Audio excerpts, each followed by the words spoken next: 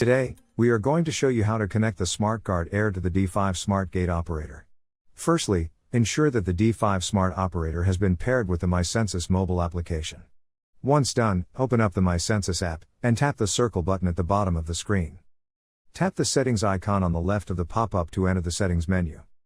In the settings menu listed, locate the setting for the SmartGuardair and tap it. The app is now looking for the SmartGuardair. Enter the SmartGuardair's access code into the keypad. Once the app has connected to the SmartGuardair, it will ask you for the name of the keypad, and also for a custom channel. In this case we will. It will then ask for the functionality of this channel, for which we will choose pedestrian in this case. Click Done to complete the addition of the SmartGuardair. The MyCentsys app will then save the settings to the D5 Smart operator. To test the functionality, enter the access code into the SmartGuardair keypad, followed by the hash key.